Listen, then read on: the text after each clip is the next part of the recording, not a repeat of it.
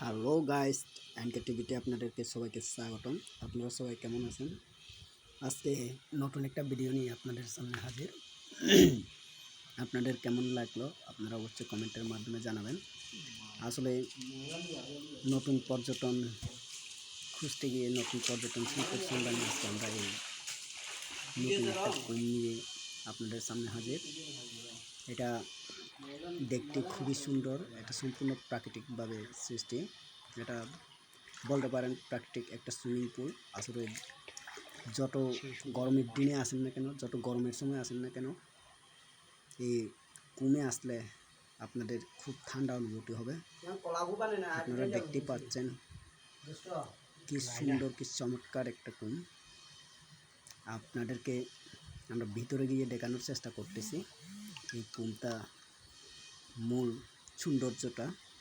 আমরা আস্তে আস্তে ভিতরে এগোচ্ছি, আপনারা দেখতেই থাকেন। আপনাদেরকে আমরা পরিচয় করে দেওয়ার চেষ্টা করব, তাই কোনটাকে কি বলেন। আসলে এখানে বেশ কয়েকবার আসা হয়েছিল, কিন্তু ভিডিও করা হয় নাই, ভিডিও বানানো হয় নাই। তবে আজকে প্রথম আমি ভিডিও বানাচ্ছি।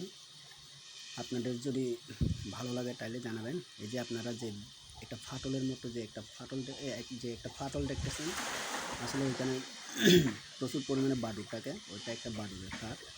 আর এই যে আপনারা এই ডান পাশে এবং বাম পাশে যে দুইটা গুহার মতো যে হাট দেখতে পাচ্ছেন, ওইখানেও কিন্তু প্রচুর পরিমাণে বাদুড় থাকে।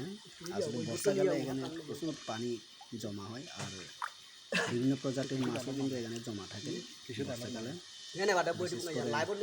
পুকুরের মাছ এখানে বিভিন্ন লেক বা পুকুর ভেঙে এই কুমে জড়ো হয়।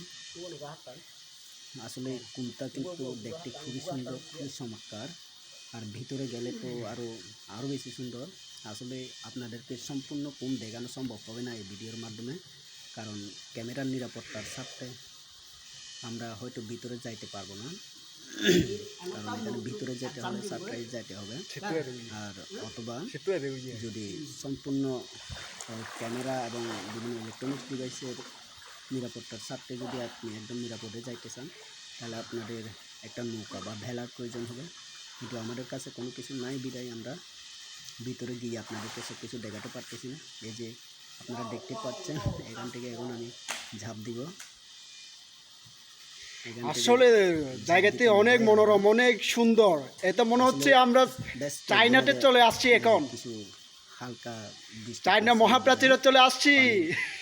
রংটা একটু কালচে দেখা যাচ্ছে, কিন্তু পানিটা কিন্তু সবসময় পরিষ্কার থাকে। সব পাথরে দ্বারা আবদ্ধ। চান তাহলে কোনো এক সময় এসে ঘুরে যেতে পারেন।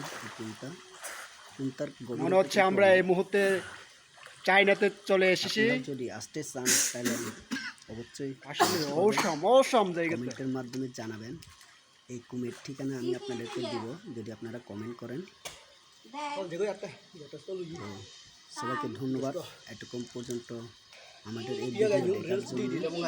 আর ভবিষ্যতে নতুন নতুন ভিডিও, নতুন নতুন সবসময় ঘুরতে থাকবো, আপনাদেরকে নতুন নতুন ভিডিও দেখাতে থাকবো। ধন্যবাদ সবাইকে।